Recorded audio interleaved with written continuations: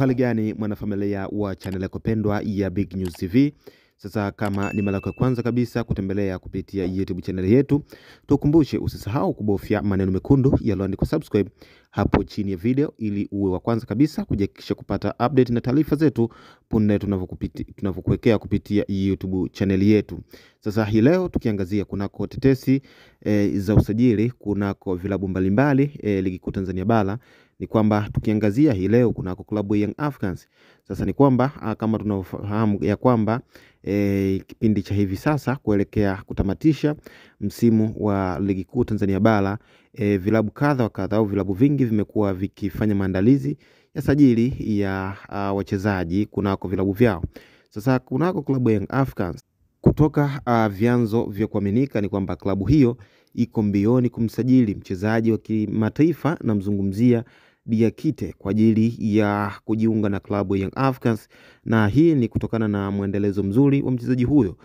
ambaye ni mchezaji wa kimataifa ambaye amekuwa na msimu mzuri kunako klabu hiyo ambayo alikuwa anaicheza, na hadi kufikia kwamba Young Africans kumulika jicho kunako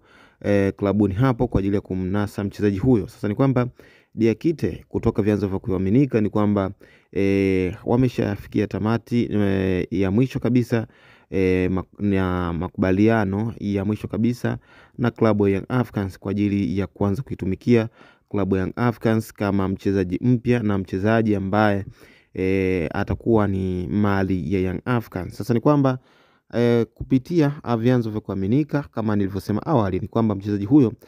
tayari kunako klabu ambayo alikuwa anaicheza, tayari mchezaji huyo ameshatoa mkono wa kwaheri kunako klabu hiyo kwa kuaga klabuni hapo, na inasemekana kwamba hata mchezo wa mwisho mchezaji huyo baada ya mchezo huo kutamatika aliwaaga mashabiki hao ambao wa klabu yake ambayo alikuwa akitumikia. Sasa ni kwamba hii ni ishara tosha kwamba mchezaji huyo huenda msimu ujao wa ligi kuu Tanzania bara tukamuona kunako klabu ya Young Africans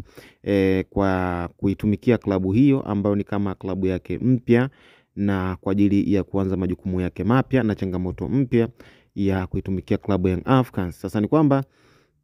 Young Africans wameweka ofa nono kwa mchezaji huyo ili kumrahisishia mchezaji huyo aweze kukubali kujiunga na klabu ya Young Africans kwa ajili ya kuweza kuitumikia pasipo tatizo lolote. Kwa hiyo ni kwamba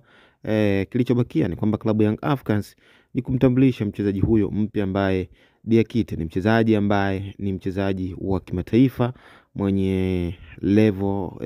za kimataifa. Ni kwamba ataweza kujiunga na klabu ya Young Africans kama mchezaji mpya. Ni kwamba vilabu vimekuwa vikifanya sajili za maana hivi sasa ni kutokana na maandalizi makubwa ya michuano ya msimu ujao katika makombe kadha.